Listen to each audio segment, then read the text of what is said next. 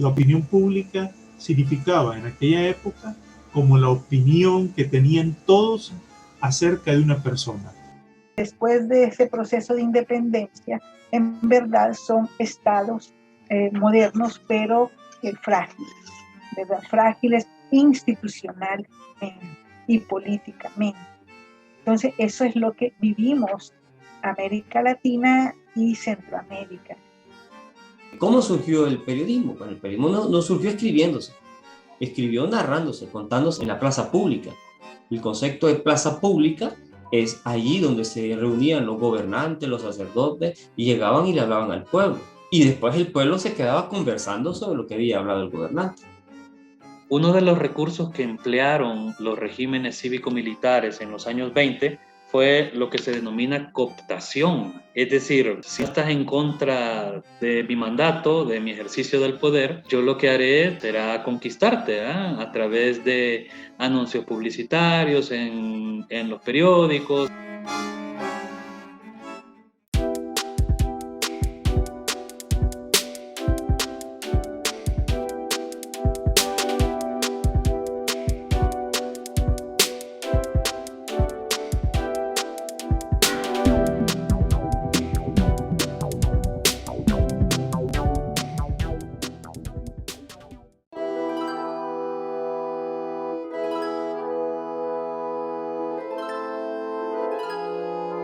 La independencia fue un momento dentro de un proceso mucho mayor. Para mí significa una transición de pasar de un régimen monárquico constitucional a pasar a la construcción de una república federal. Fue un proceso de al menos de 3 años. Sin embargo, fue transición política, pero instituciones jurídicas continuaron, es decir, hubo independencia, pero la Constitución de Cádiz continuó siendo la base legal de estas provincias mientras se fraguó el proceso independentista. En 1823, cuando la Asamblea Nacional Constituyente, reunida en Guatemala, declara la independencia absoluta de Centroamérica con respecto de España, de México y de cualquier otra potencia, la Asamblea Nacional Constituyente ahí mismo consagra al sistema representativo como el mejor sistema para el régimen republicano. El 15 de septiembre viene siendo un parteaguas. Se declara independencia de España, pero hay un intenso debate de qué es lo que va a seguir. Esta época es una época de muchas transformaciones, de muchas transiciones. En Europa, como y América Latina está inmersa en eso, de la transición de antiguo régimen a un nuevo régimen. En la Revolución Francesa cayó la monarquía, el antiguo régimen en Francia. Estados Unidos también logra independencia de ese colonialismo inglés y de esa monarquía inglesa. Desde el siglo XVIII se están planteando nuevas corrientes filosóficas, lo que hemos llamado ilustración a veces, pero en el siglo XVIII están desarrollándose, creciendo en el pensamiento político, económico, nuevos planteamientos contra el antiguo régimen. Por primera vez hay un debate abierto y libre sobre los temas políticos, sobre los posibles rumbos económicos que estas tierras podían tener. Eso realmente es una herencia muy valiosa que me parece no ha sido valorada debidamente. Las decisiones políticas, económicas y religiosas las tomaba un grupo de intelectuales ilustrados, que al ingresar la primera imprenta se abrió un nuevo espacio para el debate de las ideas.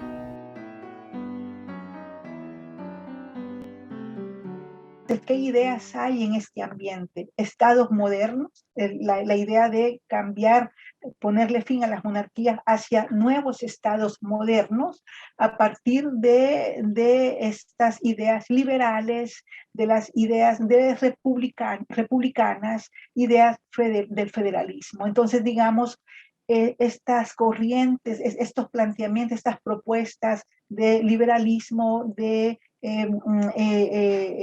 constitucionalismo, del concepto de derechos individuales con derechos ciudadanos, está en todo el ambiente político de Europa y de América Latina. Al ser Centroamérica, para el caso que nos ocupa, ese laboratorio de ideas, de valores y de prácticas republicanas, liberales, desde los cimientos constitucionales se dejan consignados una serie de derechos.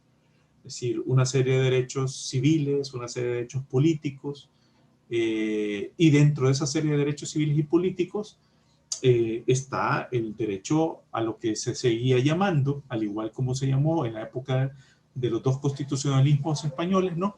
Se sigue hablando de lo que hoy llamaríamos la libertad de expresión o la libertad de pensamiento, etc. El término opinión pública ya existía en el mundo hispano. Significaba la opinión colectiva, es decir, la opinión comunitaria que se podía tener sobre una persona, sobre un individuo. En el caso centroamericano, lo hemos podido notar, por ejemplo, de manera así muy categórica en 1820. En ese año, justamente en el contexto del segundo periodo constitucional, se crean dos periódicos muy importantes para Centroamérica, que es el Editor Constitucional, creado por el grupo y denominado Constitucionalistas, en donde estaba José Francisco Arrundia, estaba Pedro Molina, y que tenían bastante nexo con los republicanos de San Salvador, y el otro periódico, El Amigo de la Patria, fundado por el abogado José Cecilio del Valle, el abogado hondureño, y que también a través de sus redes de amistad y sus redes intelectuales crean este periódico. Mientras los cambios políticos avanzaban en las provincias de Centroamérica, la opinión pública cobraba fuerza entre los pensadores y le asignaban un rol dentro de la sociedad, el de juez, la voz de la nación, es decir, la voz de ellos, los intelectuales. Esos periódicos, la verdad es que ponen prácticamente sobre la mesa del debate todo ese bagaje de ideas y proyectos políticos que van a caracterizar este periodo.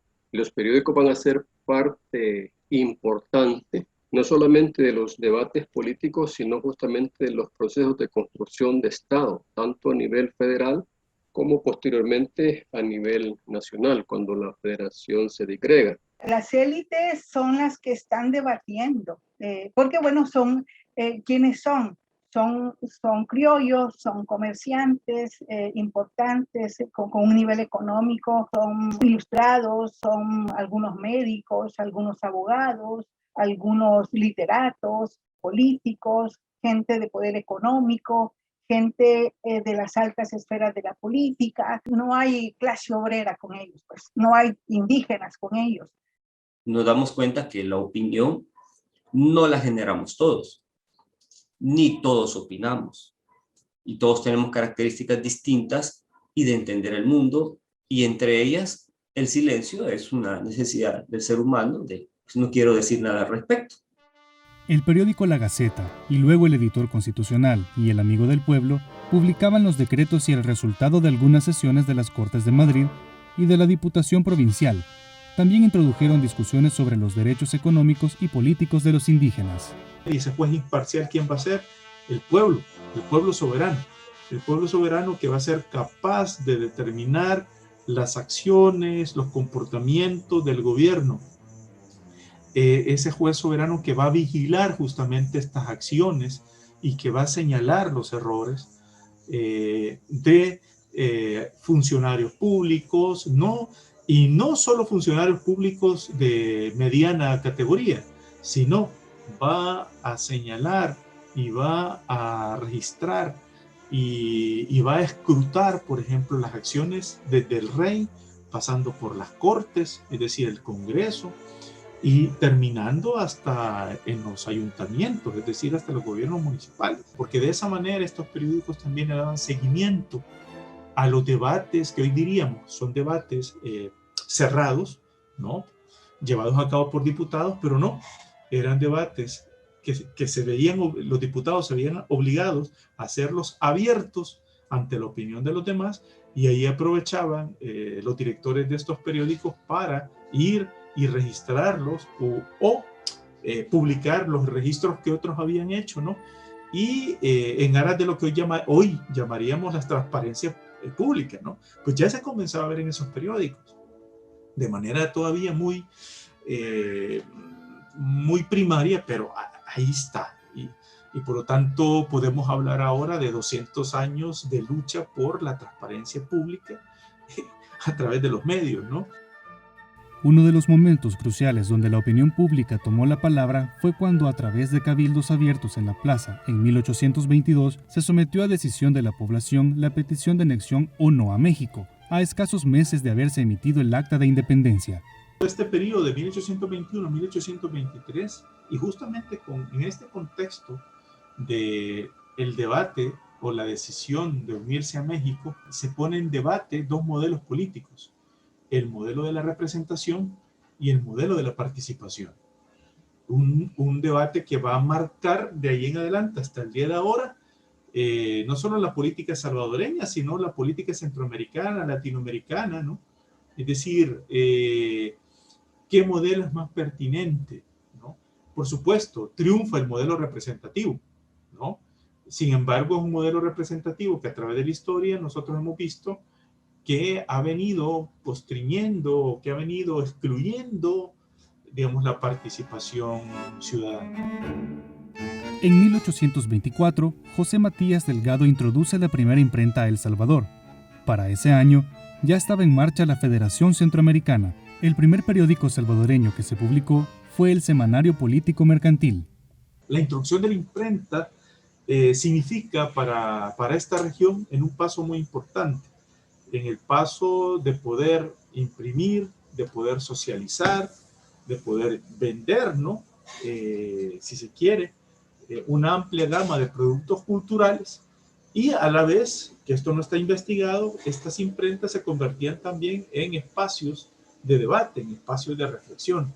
La imprenta posibilitó que se creara toda una lógica de generación de opinión a favor de un proyecto democrático que retomaba las ideas. La opinión pública debería ser la gran esfera pública en donde todos entramos en el debate, o simplemente somos los que opinamos sobre lo que se está debatiendo.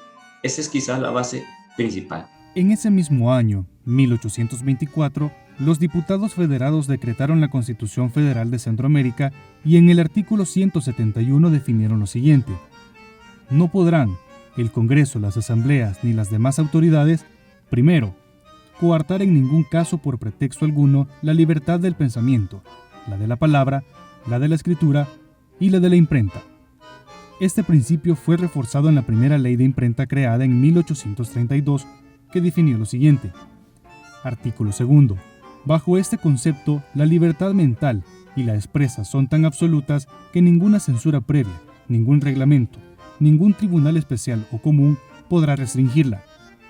El trastorno mismo del orden constitucional, la rebelión armada ni la guerra civil no serán un motivo para reprimirla, y antes bien la hacen más necesaria para conocer las opiniones y los hombres y dictar las providencias convenientes según las circunstancias para restablecer la paz y las leyes. El Estado de El Salvador es producto de la ingeniería política de los republicanos de San Salvador, bajo el liderazgo de José Matías Delgado y de sus parientes y amistades, y sus redes de clientela, ¿no? Ahí estaban Manuel José Arce, Juan Manuel Rodríguez, una serie de sacerdotes, ¿no? Ladinos, mestizos, criollos, y por lo tanto son ellos los que, fundamentalmente estos líderes republicanos, los que crean, los que conciben la formación de este Estado y por lo tanto también de Centroamérica. Porque saben que un Estado sin una imprenta, un Estado sin un puerto marítimo, un Estado sin universidad no es viable. La pluralidad de pensamiento y posturas se vieron reflejadas en los periódicos que cobraron vida antes, durante y después de la Federación Centroamericana, pese a que los pueblos del Istmo tenían una alta población analfabeta. Y es que las élites políticas de este tiempo estaban convencidas justamente del enorme papel que los periódicos podían jugar justamente en la construcción de una nueva forma de pensamiento político, ligado sobre todo al tema del ejercicio responsable de la ciudadanía. Entonces, los periódicos son como los vehículos a través de los cuales justamente no solamente se informa, sino que se forma pensamiento político. Es decir, la libertad de imprenta tenía en estos momentos varios límites. Uno, el no dañar, el no ofender, el no denigrar a los otros, ¿verdad? Es decir, no utilizar la prensa o los impresos, sea cual fuere, ¿no? Para no dañar a los otros. La honra, el honor, ¿no? de los demás. Ese era un límite. Pero también estaba el límite, el tema religioso, ¿verdad?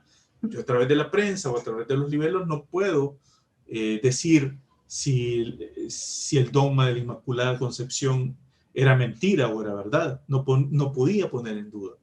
No podía poner en duda la existencia de Dios. Es decir, no podía entrar en temas dogmáticos y de fe, más sí en temas económicos. Igual yo podía discutir si el libre comercio era ventajoso para estos pueblos, ¿no? Cada grupo, cada facción, incluso la iglesia tenía sus propios periódicos, ¿no? Uno se pregunta, ¿y por qué en sociedades todavía con índices muy altos de analfabetismo, ¿no? Estos periódicos no solo lo leían los que sabían leer, es decir, no solo leían los pudientes, los ilustrados, los profesionales, que eran muy pocos.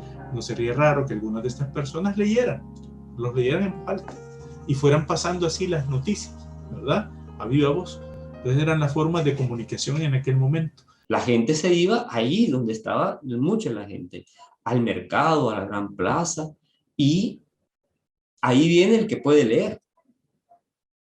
Entonces, mira, léenos qué dice ahí. Y ellos se ponían a leer y se ponían a comentar después. Entonces, sí teníamos una sociedad que medianamente se informaba. Lo que pasa que, tal como sucede hoy en día, los gobernantes que trabajaban con periódicos por suscripción sabían, sobre todo en el siglo XIX, sabían perfectamente quiénes eran sus electores. Y a lo que les interesaba eran sus electores, no les interesaba el pueblo. Igual pasa hoy en día, no le interesa el pueblo, les interesan los electores. Sus aliados son los que tienen capacidad de movilizar.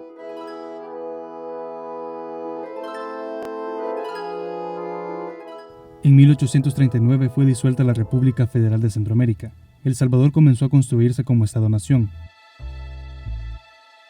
El problema es que este tipo de periodismo fatalmente está ligado a la confrontación política, ¿no? Y entonces, en momentos de conflicto, los periódicos son como las primeras víctimas del conflicto. Lo que no tenemos es un periodismo estable, sino que son periódicos que surgen justamente a la luz de las coyunturas políticas y entonces aparecen y desaparecen según van variando los procesos políticos. Lo interesante es que es una práctica que persiste. O sea, no tenemos periódicos de larga vida, pero sí tenemos un periodismo que está muy dinámico. Durante el siglo XIX, quien tiene el control de la opinión pública es el diario oficial, que no tiene las características que tiene hoy en día. Hoy en día el diario oficial básicamente es para publicar leyes, acuerdos, decretos y anuncios, ¿verdad? Pero en el siglo XIX, el diario oficial, desde 1843 más o menos en adelante, lo que conocemos es un periódico que publica noticias varias. La visión de la nueva administración pública moderna va a plantear un gobierno, digamos, una administración pública más eficiente y racional. Entonces, para esto se requiere una detallada normatividad en todos los rubros y entra entonces las normativas de cómo hay que entender, digamos, la ley de imprenta, bueno, las normativas que van a ir marcando, digamos, cómo tienen que hacerse las elecciones, cómo debe de manejarse la opinión pública. Entonces, bueno, todo el republicanismo va a estar marcado por eso. En 1841 nació la Universidad de El Salvador. En ese año solo existían universidades en Guatemala y Nicaragua. En el mismo decreto se creó el Colegio La Asunción, el primero de carácter privado.